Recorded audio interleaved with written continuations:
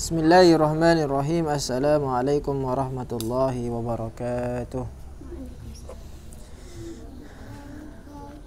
Alhamdulillahi wassalatu wassalamu ala rasulillah wa ala alihi wa sahbihi wa man wala. La hawla wa la quwwata illa billah, amma ba'du. Alhamdulillah, pada pertemuan kali ini kita bisa melanjutkan ngaji kitab Kifayatul Akhyar, di mana di dalam pertemuan ini adalah pertemuan ketiga. Mudah-mudahan apa yang kita pelajari menjadi ilmu yang bermanfaat fid dini wa dunya wal akhirah. Amin ya rabbal alamin. Salawat serta salam mudah-mudahan tetap tercurah limpahkan kepada junjungan kita Nabi Agung Nabi Muhammad sallallahu alaihi wasallam. Kita lanjutkan yaitu di halaman 3. Bismillahirrahmanirrahim. Wal ayatu wal akhbaru wal atharu fi dzalika katsiratun.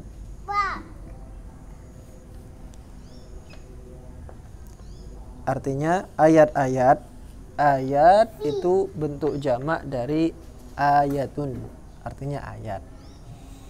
Ayat-ayat, wal akhbaru jamak dari khabarun, khabar, yaitu ma udhifa ila Nabi sallallahu alaihi wasallam min qaulin aw fi'lin aw takdirin, yaitu perkara yang disandarkan kepada Nabi Muhammad, baik itu berupa ucapan, berupa perbuatan ataupun berupa penetapan. Intinya hadis lah gitu ya, hadis. Wal atharu, dan juga athar jamak dari atharun, yaitu ma'udhifa ila sahabati, yang disandarkan kepada para sahabat, maksudnya seperti kaulnya sahabat dan semacamnya. Fi dzalika, tentang hal ini, yaitu tentang fadilah ilmu fikih ini, iku katsiratun, banyak, bukan banyak bahasa Madura, banyak banyak, wakeh. Oh, semut sana wis. Semut.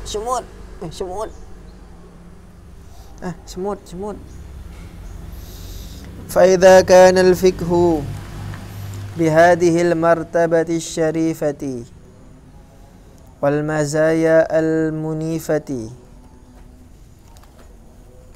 kana al-ihtimamu fi ad-darajati al-ula.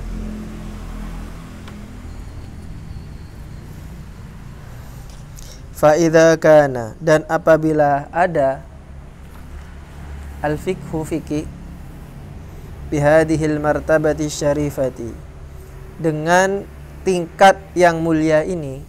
Martabah itu artinya martabat atau tingkat, asyarifah yang mulia. Jika fikih seperti yang kita sebutkan kemarin mempunyai kemuliaan yang sangat luar biasa, wal mazaya, dan kelebihan.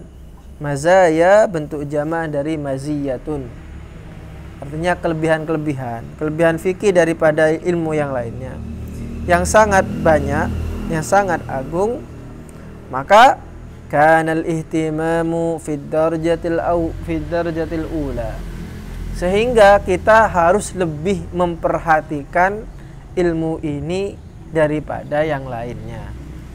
Kenapa? Karena kita tahu ada banyak keutamaan di situ. Semakin utama sesuatu, maka semakin kita memperhatikannya. Iya apa enggak? Semakin sesuatu itu utama, semakin kita perhatian. Contoh, ada teman, kemudian juga ada teman, kemudian juga ada orang tua. Kira-kira sampai lebih perhatian mana? Perhatian teman atau perhatian kepada orang tua? Ada teman, ada orang tua, ada guru. Sampai lebih perhatian mana? Orang tua. Kenapa? Karena martabahnya, keutamaannya jauh melebihi di atas mereka. Jangan kebalik. Ada teman main ke rumah, kemudian ada orang tua yang nyuruh belikan terasi di toko. Sampean bilang, oh Oh, tadi sampean bilang sekian bilang mak engkau ya beda kancah. Nah, berarti salah menempatkan sesuatu, karena yang namanya orang tua itu harus didahulukan daripada yang lainnya. Kayak ini juga fikih juga sama, karena dia mempunyai keutamaan yang besar, maka ia lebih diutamakan daripada ilmu-ilmu yang lainnya. Dengan ilmu fikih maka sholat kita menjadi sah. Dengan ilmu fikih maka sedekah kita, haji kita, puasa kita, muamalah kita menjadi sah. Maka penting mempelajari ilmu fikih itu. Wa sarful awqatin nafisati bal kullul umri fihi aula. Wa sarful awqat, dan juga mengalokasikan. Sorfu itu artinya memindahkan, tapi di sini kita makna mengalokasikan. Bukan anggaran saja yang dialokasikan, waktu juga harus dialokasikan. Dialokasikan waktu-waktu yang nafisah, yang mahal, yang berharga. Bal kullul umri, bahkan segala umur kita, seumur hidup maksudnya. Seumur hidup kita habiskan untuk mempelajari ilmu fikih itu aula, lebih utama. Yang pertama, auqatun nafisa, waktu-waktu yang berharga. Waktu yang berharga berarti waktu ketika kita produktif, masih senggang, itu waktu yang berharga. Memberikan waktu-waktu yang reka-reh, dianggap mempelajari ilmu fikih itu buat waktu sisa-sisa saja. Berarti salah kita. Jadikan prioritas utama. Mempelajari ilmu fikih jadikan prioritas agama yang utama. Jangan waktu yang sisa-sisa. Nanti lemar payah, belajar fikih, jangan. Bahkan katanya yang kedua ini, kullul umri, segala umur, setiap umur, seumur hidup. Kenapa kita melakukan hal yang demikian? Li'anna sabilahu sabilul jannati, karena jalannya fikih ini yaitu jalannya menuju ke surga.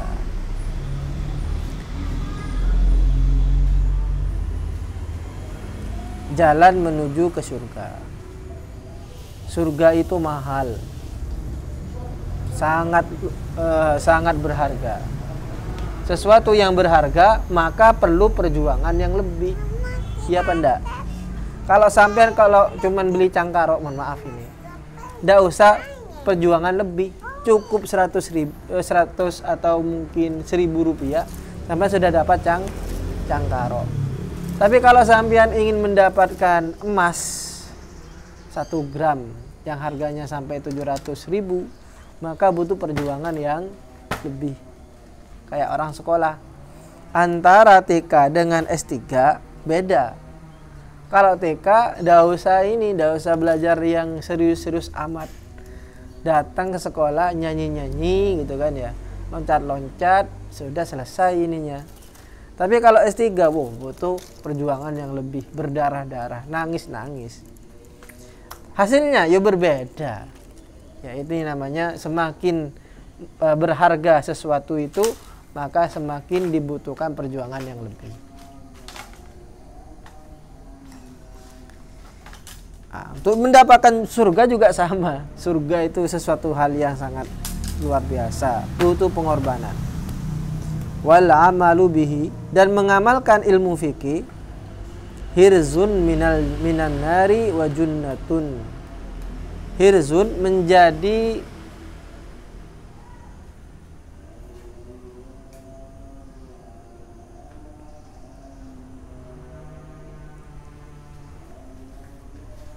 sesuatu yang bisa menghalangi kita dari neraka. Wa junnatun, dan juga menjadi tameng. Junnatun itu atafnya kepada hirzun. Jangan dibaca gini, hirzun minan nari wal jannati, salah. Kalau baca begini berarti maknanya mengamalkan ilmu fikih itu adalah tameng dari neraka dan juga surga. Berarti tolak surga berarti. Makanya di sini diatofkan kepada hirzun, menjadi pencegah dan juga menjadi tameng. Junnah itu artinya tameng.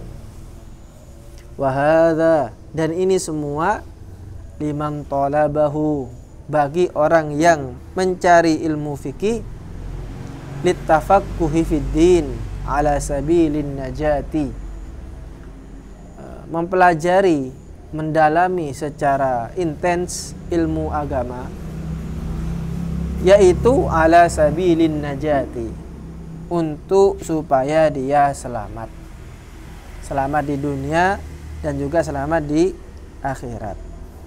La liqasdit taraffu'i 'alal aqrani wal mali wal jahi. Bukan maksudnya, al-qasdu itu artinya maksud. Bukan maksud mempelajari ilmu agama, terutama ilmu fikih, yaitu at-taraffu' 'alal aqran, supaya merasa dirinya lebih tinggi daripada teman-temannya. Aqran artinya teman-teman. Wal mal, dan juga bukan karena harta. Belajar ilmu agama karena harta. Loh, kenapa kamu mondok? Ya supaya saya nanti bisa baca kitab. Kenapa? Supaya nanti kalau bisa baca kitab bisa dianggap sebagai Bu Nyai atau Pak Kiai. Terus gimana? Ya kalau jadi Pak Kiai Bu Nyai kan oleh cabisen satu misalnya. Itu berarti kan yang dia kejar itu adalah harta. Nah, ini tidak boleh kayak gitu. Jangan niatnya itu adalah supaya dia lebih unggul daripada temannya. Jangan niatnya itu adalah karena harta. Dan jangan waljah, dan juga karena jabatan. Belajar, mondok, sekolah, ditanyakan, kenapa kamu sekolah tinggi-tinggi? Supaya saya jabatannya lebih tinggi. Kalau saya sekolah S3, maka nanti jabatan saya akan dinaikkan. Oh, jangan. Nanti salah niat itu. Kenapa orang yang salah niat ini? Nah, kata Rasulullah, qala Rasulullah sallallahu alaihi wasallam, man, barang siapa, ta'allama ilman, yang mempelajari suatu ilmu. Nah, ilman di sini bentuknya nakiroh. Nakiroh itu artinya umum. Apapun ilmu itu yang dipelajari, baik itu ilmu agama, belajar ngaji, belajar baca kitab, menghafal Al-Quran dan yang lainnya, ataupun ilmu umum, belajar ilmu kedokteran, ilmu falak tentang astronomi, belajar ilmu kimia, IPA, IPS, semuanya itu intinya belajar ilmu. Mimma yubtagha bihi wajhullah,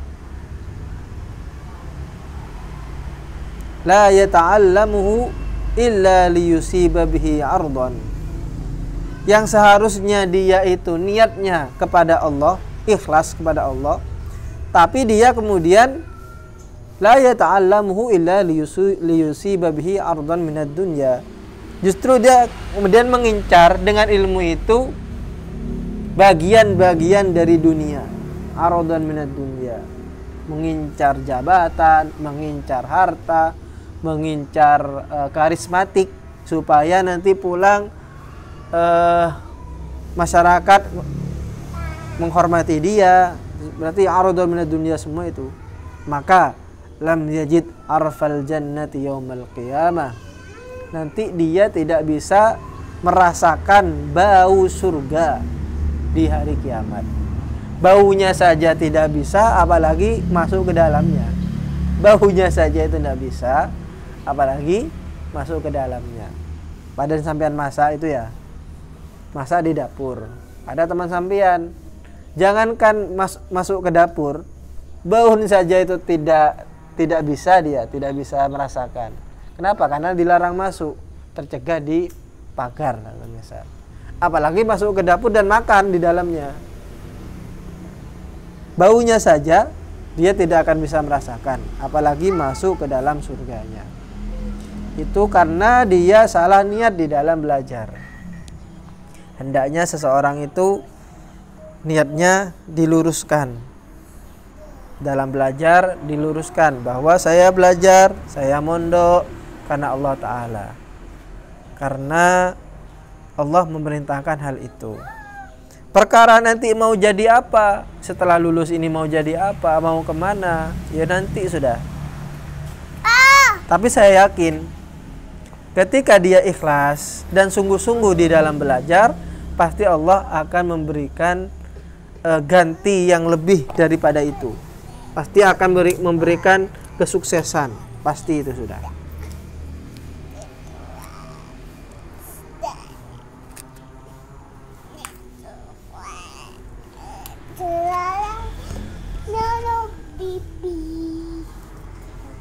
Saya dulu ketika belajar tidak tahu besok mau jadi apa, ya pokok intinya saya belajar gitu saja dengan sungguh-sungguh. Kita lanjutkan. Wa qala alaihi afdhalus salati wassalami. Dan Rasulullah dawuh, man talabal ilma, man barang siapa talabal ilma yang menuntut ilmu, liyumariya bihis sufaha, untuk mendebat orang-orang bodoh. Mendebat orang-orang bodoh. Jadi kan ada orang yang baca buku, belajar supaya dia pintar berdebat. Ketika pintar berdebat, orang akan menganggapnya, dia pintar, dia alim. Jadi belajarnya karena itu, karena supaya diakui, dia itu pintar, dia alim. Sufaha bentuk jamak dari safihun, artinya orang bodoh. Saya qulu sufaha minan nas, sufaha. Au yukathira bihil ulama, atau memperbanyak ulama. Maksudnya supaya diakui dia menjadi seorang ulama. Belajar supaya nanti diakui sebagai kiai, sebagai ibu nyai. Au yasrifa wujuhan nasi ilaihi, atau supaya orang-orang memperhatikannya, mengharapkan supaya keramat sehingga orang-orang datang ke dirinya, menghormatinya. Jika niatannya itu tadi, 3 itu, falyatabawwa maq'adahu minan nar, maka hendaknya ia mempersiapkan diri duduk di neraka. Berarti dia sudah membooking tiket neraka. Maksudnya dari falyatabawwa maq'adahu, maq'ad itu artinya tempat duduk alias kursi. Dia sudah membooking kursi di neraka. Sudah di booking kursinya.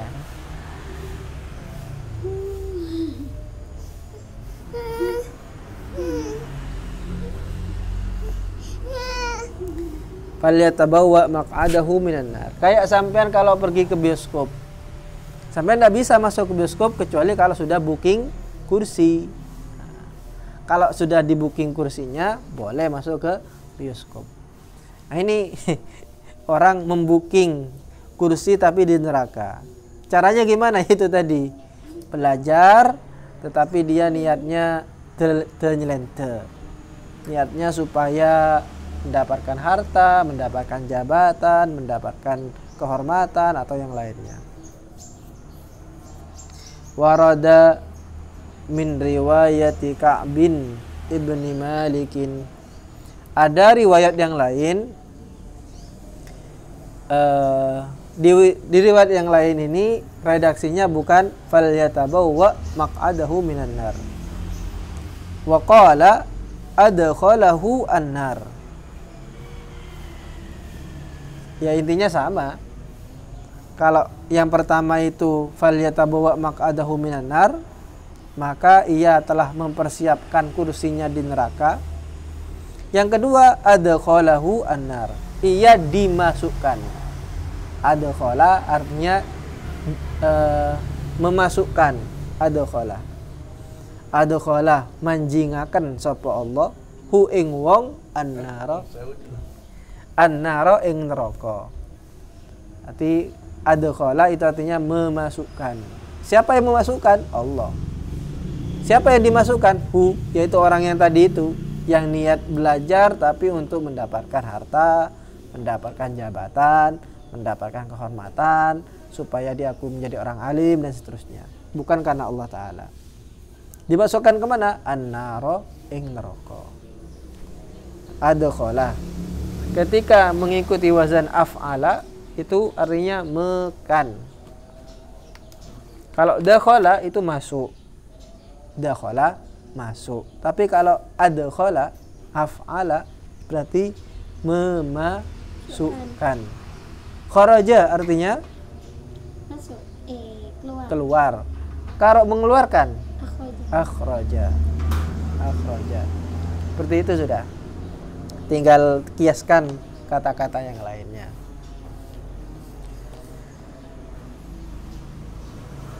Akhraja yukhriju, adkhala yudkhilu. Kalau membaca bahasa Arabnya qara'a. Qara'a membaca. Kalau membacakan aqra'a. Afanallahul karimu min dzalika. Mudah-mudahan Allah mengampuni kita dari hal-hal yang kita sebutkan tadi. Terakhir, i'lam, ketahuilah. I'lam, ketahuilah. Anna, sesungguhnya, tullaba, dibaca tullaba, tullabal ilmi, sesungguhnya siswa-siswa atau orang-orang penuntut ilmu. Tullab bentuk jamak dari tolibun. Tullabun. Iku khabar dari anna. Iku mukhtalifuna, berbeda-beda. Biikhtilafi maqasidihim, sesuai dengan perbedaan maksud-maksud mereka, tujuan-tujuan mereka. Ada yang belajar karena Allah Ta'ala, ada yang belajar supaya mendapatkan jabatan, ada yang belajar supaya mendapatkan kehormatan, bahkan ada yang belajar niatnya adalah untuk mencari jodoh. Ada yang kayak gitu. Kenapa kamu kok pindah ke pondok sana? Iya kan, nah dulu saya suka seorang cowok. Nah cowok ini pindah ke pondok, anggaplah pondok A gitu. Akhirnya dia juga ikut pindah ke pondok itu. Kenapa? Ya itu, karena dia itu ingin mengejar cowoknya. Kata Rasulullah, "Faman kanat hijratuhu ila dunya yusibuha aw imra'atun yankihuha fahijratuhu ila ma hajara ilaihi." Al-hadits atau kama qala. Barang siapa yang hijrah, pindah karena dia mengharap harta, mengharap dunia, aw imra'atun yankihuha, atau mengharap seorang wanita yang ingin dia nikahi, fahijratuhu ila ma hajara ilaihi, maka hijrahnya ia, pindahnya ia itu sesuai dengan yang dia inginkan. Tapi kalau niatnya di pondok supaya mendapatkan ridhonya Allah, mendapat berkahnya Allah, maka insya Allah dia akan sukses dunia akhirat. Wahimamuhum mukhtalifatun biikhtilafi maratibihim. Himamun bentuk jamak dari himmah. Himmah itu artinya semangat, motivasi. Jadi motivasi belajar, motivasi mondoknya itu apa? Motivasi pelajar ini mukhtalifatun, beda-beda, berbeda-beda, motivasinya beda-beda.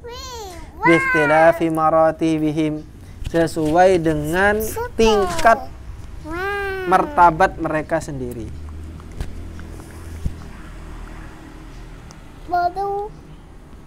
Fahadha, dan ini maksudnya ada di antara tulab ini, di antara mahasiswa ini atau pelajar ini, yatlubul ghausa, dia meminta untuk berenang fil bahri, ke dalam lautan, wa nahwihi, atau yang serupa dengan lautan itu, anggaplah danau atau apapun itu, untuk linailid durarul kibar, untuk mendapatkan linailid duraril kibari, untuk mendapatkan mutiara-mutiara yang besar. Mutiara itu ada di mana? Di laut. Laut mana? Laut yang paling dalam. Tidak mungkin sampai menemukan mutiara tapi di pantai. Tidak mungkin. Atau sampean menemukan mutiara tapi di di pinggir-pinggir gitu. Tidak mungkin. Harus menyelam ke dalam. Semakin dalam maka semakin besar resikonya. Tetapi setelah kita bisa menyelam dan menemukan mutiara, maka ketika dijual mutiara itu akan mahal. Akan sangat mahal. Itu mutiara. Satu mutiara itu bernilai sangat mahal. Kalau nyarinya batu kerikil, tidak usah ke lautan sampean, cukup ke sungai. Di pinggir-pinggir sungai itu yang cuman 1 cm atau 2 cm mungkin lah airnya itu, atau paling dalam anggaplah selutut gitu lah ya, sampai bisa mendapatkan batu koral atau batu kerikil itu. Tapi harganya satu batu kerikil itu jauh sangat rendah sekali dibandingkan dengan mutiara. Mungkin satu mutiara itu bernilai ribuan kerikil. Satu truk mungkin, satu truk kerikil. Yaitu, maka disesuaikan dengan usaha yang dilakukan oleh masing-masing. Wa hadza yaqna'u bima yajidu fi ghayatil ikhtisari. Wa hadza, dan ini maksudnya siswa ini ada yang mencukupkan diri, yaqna'u, mencukupkan diri, bima yajidu fi ghayatil ikhtisar, dengan sesuatu yang sangat singkat sekali, sangat singkat. Ya kayak tadi itu, ada yang mengharapkan mendapatkan mutiara, ada yang mengharapkan mendapatkan batu kerikil. Ya, jadi kalau cuma batu kerikil, tidak usah menyelam ke dalam lautan, cukup ke sungai, yang ningke itu ambil saja, wis banyak itu. Tapi yang namanya batu kerikil, ia tetap batu kerikil. Meskipun batu kerikil itu mau ditaruh di tempat yang paling bagus, di toko emas, maka harganya akan murah batu kerikil itu.